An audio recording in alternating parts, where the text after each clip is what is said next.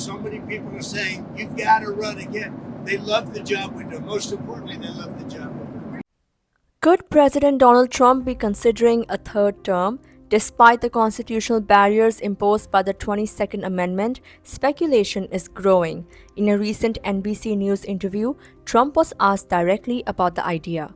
His response, while he admitted it was too early for a definitive answer, he also hinted at potential ways around the restriction. He suggested, and I quote, "There are methods you could use." End quote. Having won re-election in 2024 and started his second term in 2025 after defeating Joe Biden, Trump has occasionally floated the notion of extending his presidency. In the past, his remarks were brushed off as humor. This time, however, he stated firmly, "I'm not joking." Some of his supporters champion the idea, while critics argue it would violate the Constitution. Trump claimed, and I quote, "A lot of people want me to do it, but we have a long way to go. It's still early in my term." End quote. I don't want to talk about a third term now because no matter how you look at it, we got a long time to go. We have a long time. We have almost 4 years to go. And that's a long time. But despite that, so many people are saying, you got to run again. They love the job window. Most importantly, they love the job window.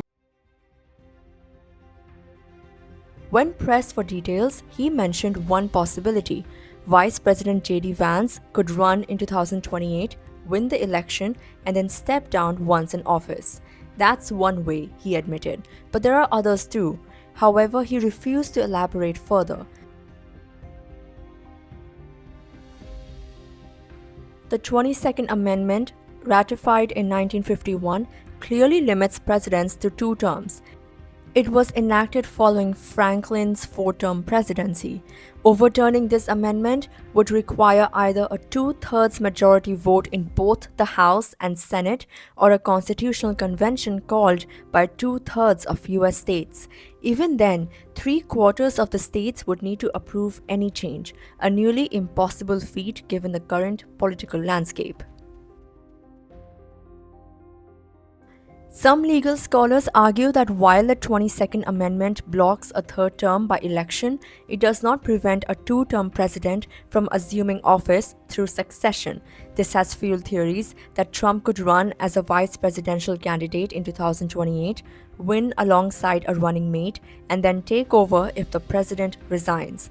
However, the 12th Amendment complicates this, stating that no person constitutionally ineligible to the office of president can be vice president. Many legal experts believe such a maneuver would face significant court challenges. Responses have been mixed. Steve Bannon, Trump's former strategist, has hinted that there are ways for Trump to remain in power beyond 2028. Others, like Senator Mullin, strongly oppose any changes to the Constitution.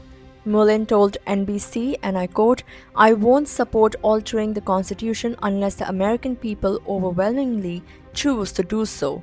End quote. In February, Trump raised eyebrows with a post on Truth Social, declaring, "Long live the king."